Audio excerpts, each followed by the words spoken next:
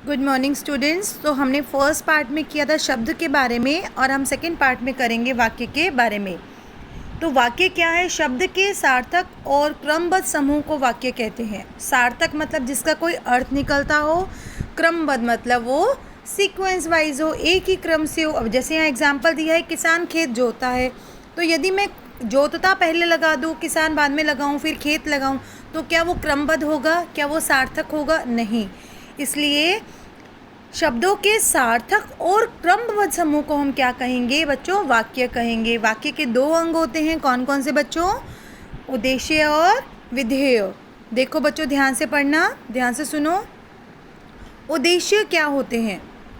उद्देश्य वाक्य में जिसके विषय में कुछ कहा जाता है। मान लो यहाँ क्या लिखा हुआ है? मछलियाँ तालाब में तैर रही है, तो यहाँ किसके बारे में कहा जा रहा है? मछलियों के बारे में कहा जा रहा है।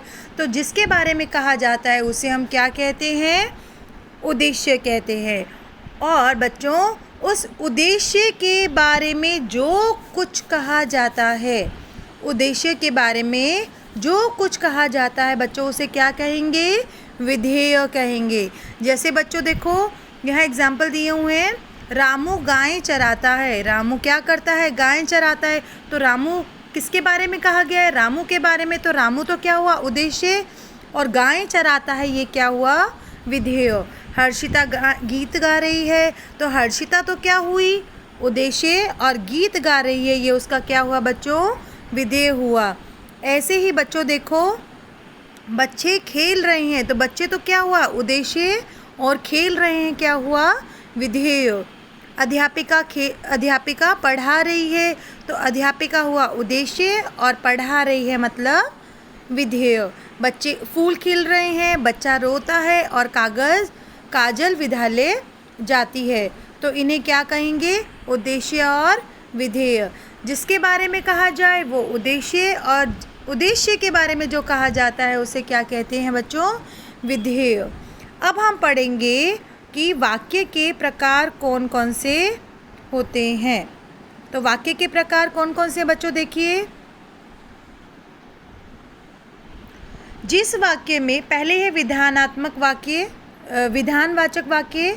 जिन वाक्यों में काम का सामान्य रूप होना या करना पाया जाए, जैसे प्रतीक खाना खा रहा है, सिंपल है, साधारण वाक्य है, सामान्य रूप प्रकट हो रहा है, उसे बोलते हैं विधानवाचक वाक्य।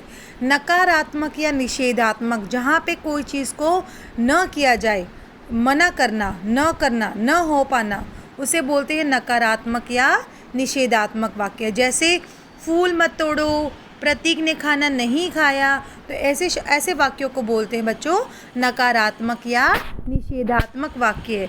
उसके बाद बच्चों आते हैं प्रश्न। प्रश्नवाचक कौन से होते हैं? जिसमें प्रश्न पूछे जाते हैं। जैसे क्या प्रतीक ने खाना खा लिया?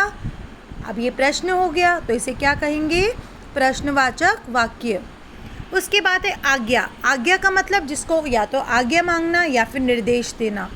ऐसा कोई सेंटेंस होता है, ऐसा कोई वाक्य होता है, उसे कहते हैं आज्ञावाचक वाक्य। जैसे प्रतीक को बुलाओ, ये क्या है?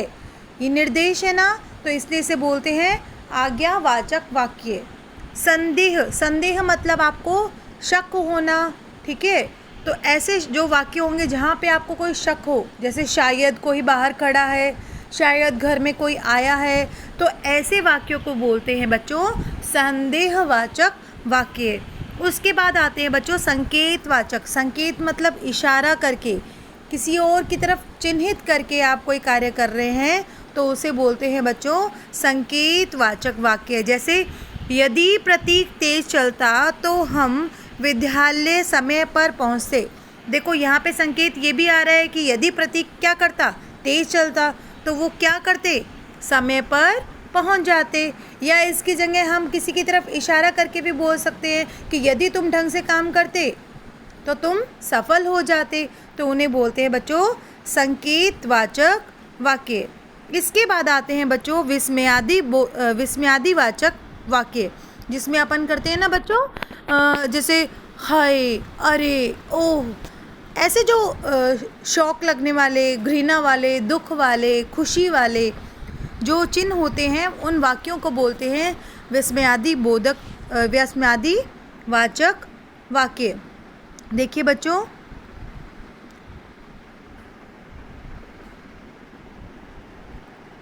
जिन वाक्यों में आश्चर्य, घृणा, शोक, हर्ष आदि का भाव प्रकट होता है उसे बोलते हैं विस्मयादि वाचक वाक्य। जैसे ओह, बड़ी दुख की बात है, तुम्हारा स्कूटर जो है वो चोरी हो गया है।